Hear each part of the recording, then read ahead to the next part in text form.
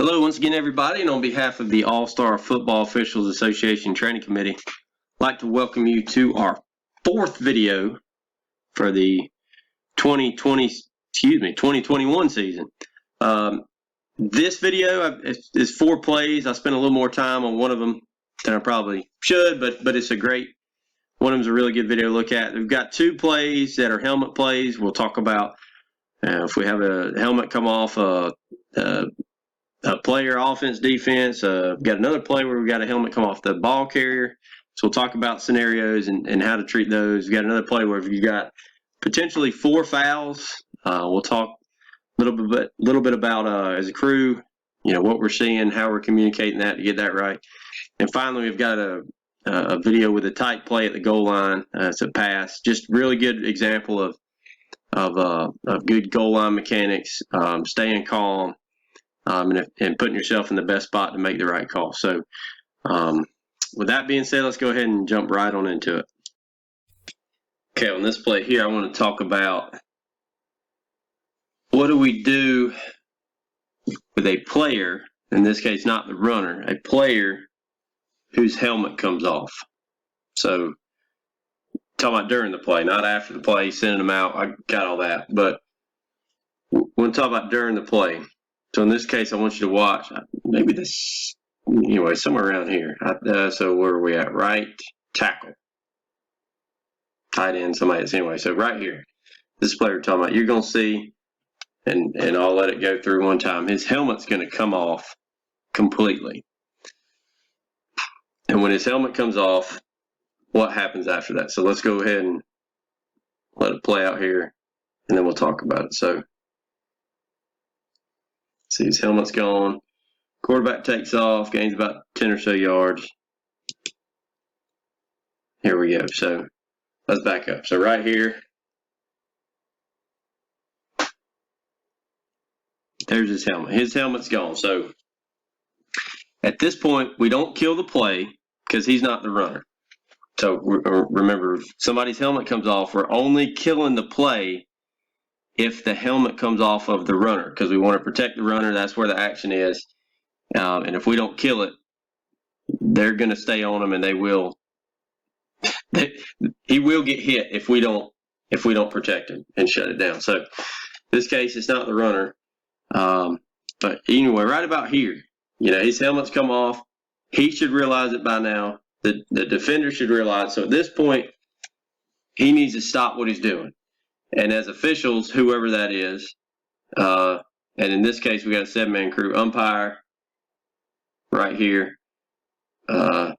backside guys. You're probably gonna have the best look at this. Again, we're going to the right here. So the head linesman in this case, the referee, he's dialed in on the quarterback here. That was the quarterback who had it. So he's dialed in on the quarterback, maybe looking at these blocks. Head linesman, he's checking out these blocks. If we cross the line of scrimmage now, he's picking up the runner.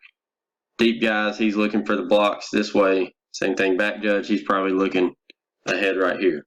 But again, this play goes a long way, so we need to figure out what we're doing. Umpire, as soon as we notice, we need to be telling that guy to stop. Stop, stop, stop. Whoever sees it, we need to be telling him to stop. If we don't see it, either way, he needs to know that he cannot participate in the play without a helmet. He cannot run downfield like he does here. He just cannot do that. Worst off, you see there he goes. Not only did he run around with his helmet off, he's down there blocking now. So he's put himself in a terrible situation because he's down here blocking. Well, if somebody sees that he's blocking and comes back and sees him blocking his teammate, they come and lay him out. And just so happen to hit him high, and he gets hit in the head. I mean, there ain't no telling where that ends. A broken jaw, face, nose, knocked unconscious, whatever it is. So the rule is in place that you cannot participate. You cannot actively participate in the play right here. Run downfield, do that without a helmet on. Because sometimes we got to save the kids from themselves. We just got to save them from themselves. I know he's pumped up. He's wanting to make a play, lost his helmet, but we've got to get a foul on this. We have got to get this. He cannot participate in the play without his helmet. And same thing on the flip side. We don't want a defender coming in and making a block on him. So let's say he keeps running down here and a defender were to come in to waylay him, we would have a penalty for that as well. So just because, again, the flip side of the coin is you can't participate without a helmet on. And on the flip side, you cannot engage an opponent that doesn't have his helmet on. So again, regardless of whether or not we told him to stop and he kept going, or we didn't say anything, he kept going, he's on the hook for knowing the rule. In this case, we need a flag down back at the spot where he participated. So again, we're good here. We're good here. There's nothing there. He needs to stop and stand right there. So as soon as he starts going right now, especially taking off, we need a flag right there on the ground. And that's again, that's a foul for illegal participation. Be 15 yards in this case. The run-in's beyond that spot, so it would be 15 yards from that spot, and we would replay the down, unless for some reason he fumbled and the defense got on it and they declined it. But either way, we've got to. If there's ever a player safety foul, this is it. We cannot have guys running around without helmets on, and if it does happen, we've got to get a flag on the ground when they do this. That's an easy explanation to a coach. Coach, he cannot run around without a helmet on. I mean, there's no arguing that. There's no interpretation. You just can't do it. So, but again, whoever sees it, back judge, if you're looking in, umpire, I mean, this is a crew saver, side judge, whoever it is, make sure we get a flag in here. Get a flag in here, and we can officiate it, or excuse me, we can administer it from there. But we've got to get this every time. We can't miss these. All right, since we're talking about helmets, let's keep it going. So last play we talked about helmet comes off a player that's not the runner. In this case, we're going to talk about a helmet coming off a player that is a runner. So you'll see right here, bam, quarterback gets popped there, loses helmet, goes straight to the ground. All right. So we back it up. See right there, bam. So at this point, his helmet's off. The play is over. It's dead. So he's going to take you a second as an official to process, especially quarterback sneak like there's a bunch of bodies in there. I don't know, there's 18 people or something in this pile right here. So there's a bunch of bodies. So you need to process it, figure out what you got. In this case, as you see, we played out, that's a runner. We start hearing whistles right here. We know that's a runner.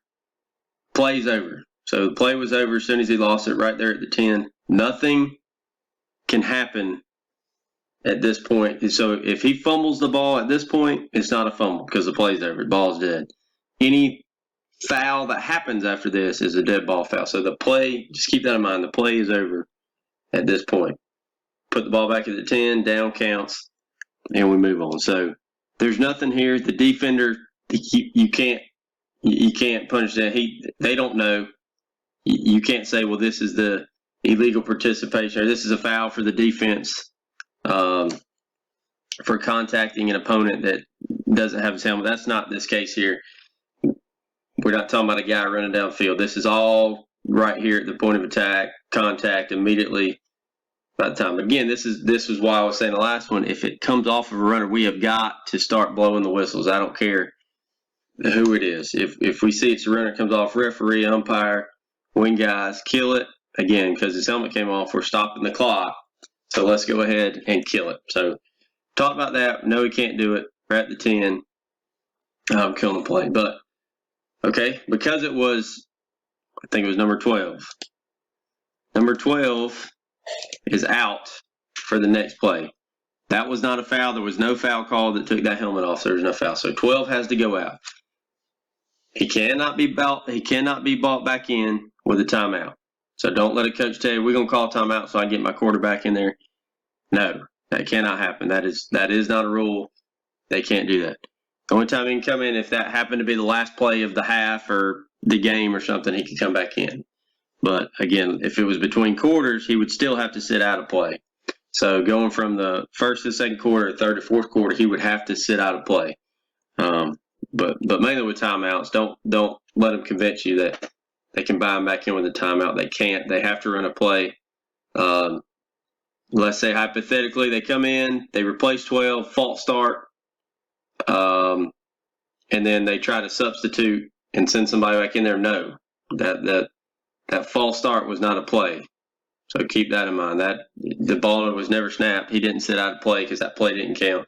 So they can't have a penalty for a false start and send him back in as the quarterback. So little things like that, just make sure we stay on top of it. We know it was 12 who went out.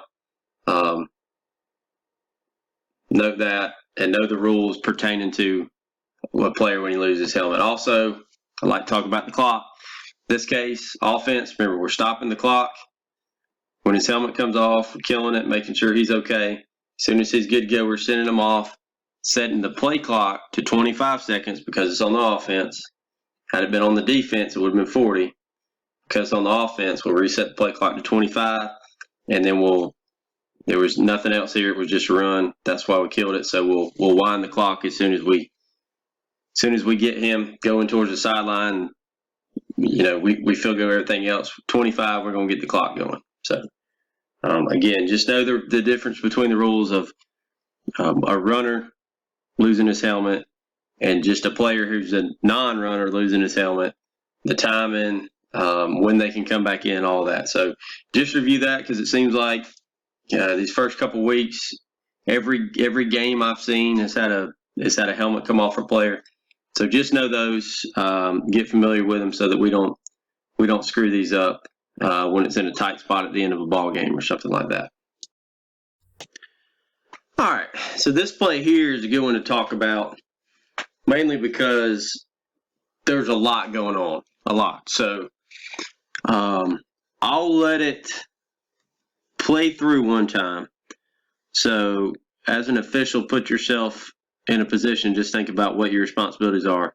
You know, whether you're back in a referee, think about what you'd be looking at, or if you're the line judge, think about what you'd be looking at, or umpire, vice versa. So just as I let this play out in your head, think about what you'd be looking at, and if you see something, how we'd report it, and the information we need to bring to the referee. So go ahead and let this roll out.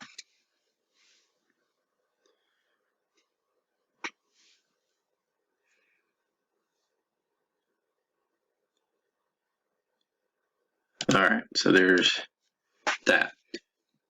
So now let's back it up. So first things first, we'll get going here. See, they're trying to get set. They've got a bunch of people moving. So right there at the snap, there was at least 2, if not 3 people moving.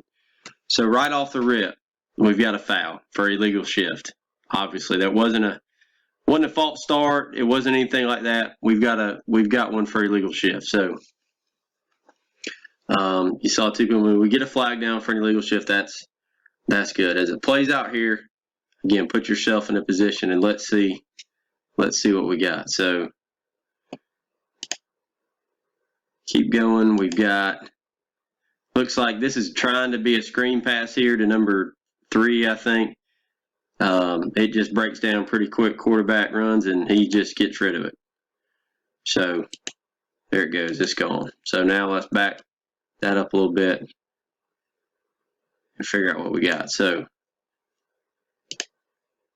as we're going, should be a screen. So because of that, you see all these guys right here are ineligible linemen. They're headed downfield.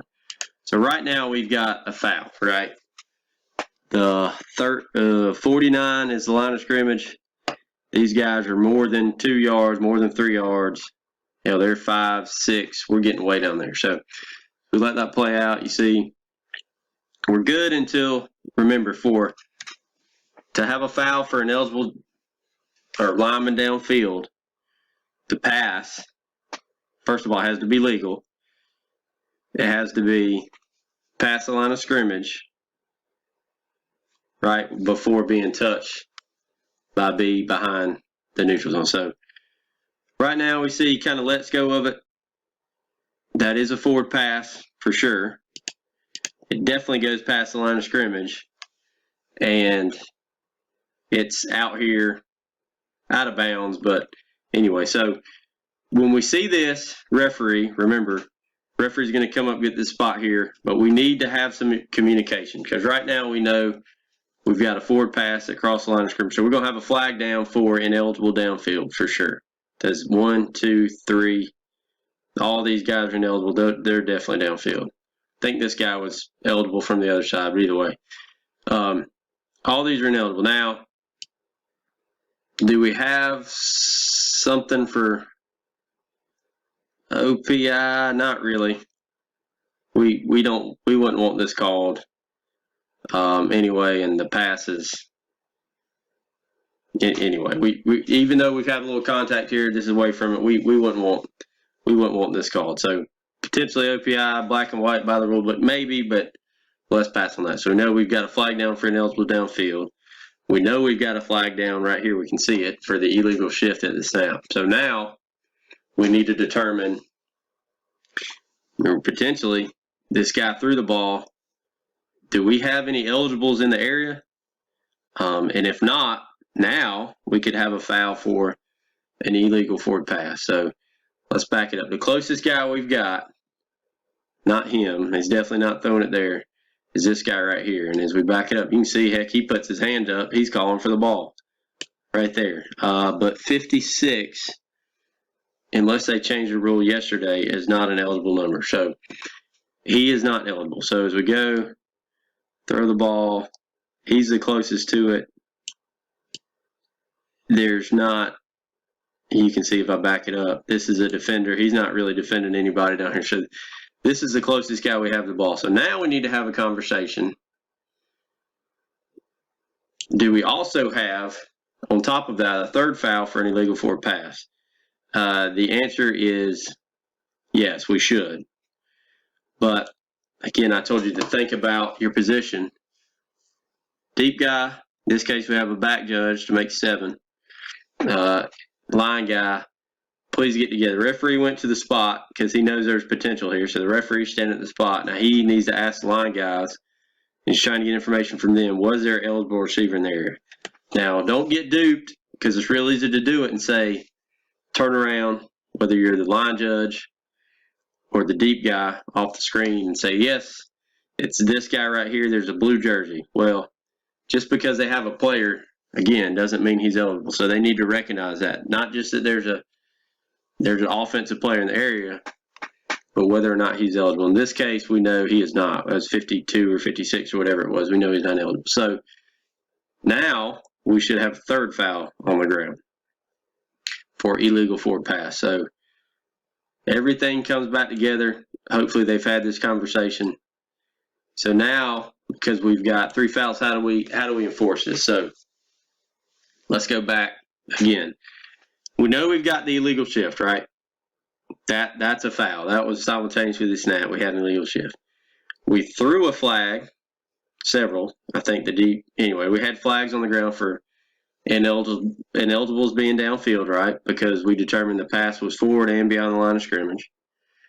But the wrinkle in this play is that because now we also have a foul back here at the 40, other 40, for an illegal forward pass, now we don't have a foul for an ineligible downfield. Hopefully that makes sense. But in order to have a foul for an ineligible downfield, that can only occur on a legal forward pass. But because we just determined that this is a illegal forward pass and not a legal forward pass, because it is illegal forward pass, we cannot have a foul for ineligible downfield. Same thing as if we were to determine we thought we had OPI, we couldn't have that either because it's an illegal forward pass. So what we would end up doing is picking the foul up for an eligible downfield. We still have the illegal shift, but now we have the illegal forward pass as well. So correctly officiated, we have the illegal shift that the defense is sure to decline. It's third down, by the way. So the defense is for sure going to decline that one to take the foul for an illegal forward pass, which was back there at the 40, going back here to the 40. And remember, that is a 5-yard penalty from the spot. So the illegal forward pass for intentional grounding, that's 5 yards from the spot of the foul, which was right at the 40. plus a loss of down, which it was third, so that'll make this 4th down. So it would be 4th and some kind of long yardage, 22 or something from the 35 back here. So just keep that in mind. I like this play because there's just a lot going on, but just remember that you can't have an ineligible downfield if you have an illegal forward pass. So in order for us to have that foul, we have to have a legal forward pass. So it'd be real easy in this case, again, to fall into the trap of, oh, they had somebody in the area, let's not worry about it. But we do need to get these right and make sure that we take that extra step just to talk through it, have a communicate as a crew. Yes, there was a jersey, but was he eligible? No, he was not. Okay, now what do we got? And talk through it. And again, I always mention the clock at the end.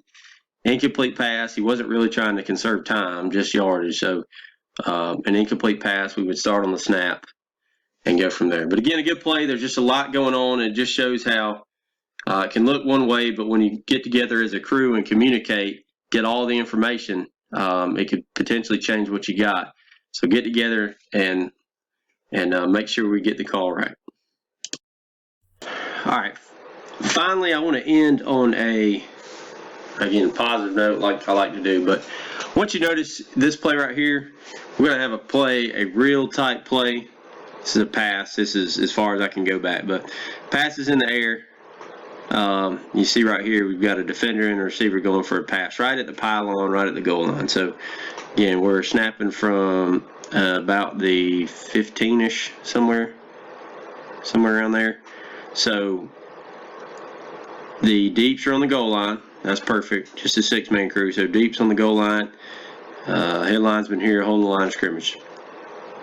But I just want you to this is really good mechanics from the deep guys, what I want you to notice. So, again, when we talk about putting yourself in the best position to officiate the play, staying calm, and letting the play happen, slowing the game down, all the stuff we always talk about.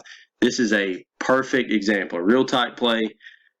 I want you to see this side judge in this case stays calm, makes a correct ruling. But again, putting yourself in the right spot and staying calm. So we'll let it play out. Bam. Tight play on the goal line right there. That's about all we get. So we'll back it up. I want you to see as we go. That play's coming to him. He's not panicked. He is not panicking. Pass coming to him. He's not bailing. He's not running away from the pylon. He's not trying to get to the back corner. Again, read it. Everything's happening right in front of you. Don't be in a hurry to get to the back.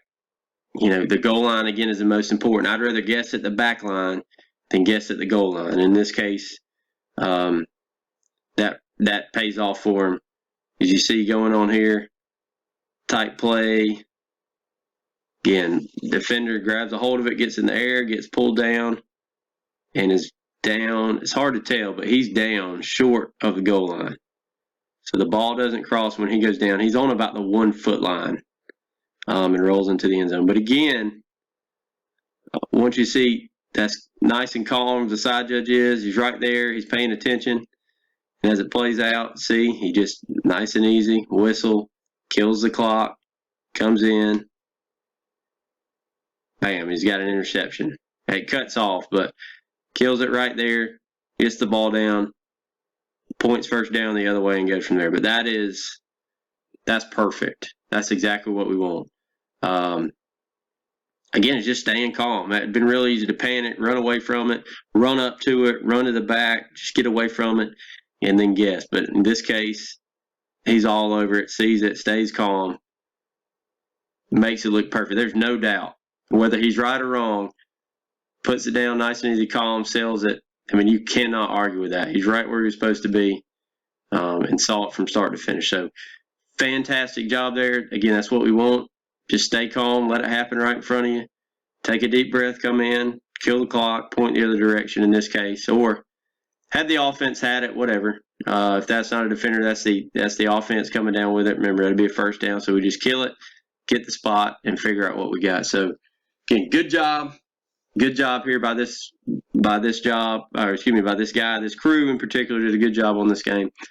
But again, put yourself in the right spot. Stay calm. Slow everything down. Be deliberate. Stop the clock. Figure out what you got, and go from there. So, good job, guys. All right, that's it for this week. Thank you for watching, and as always, please stay safe.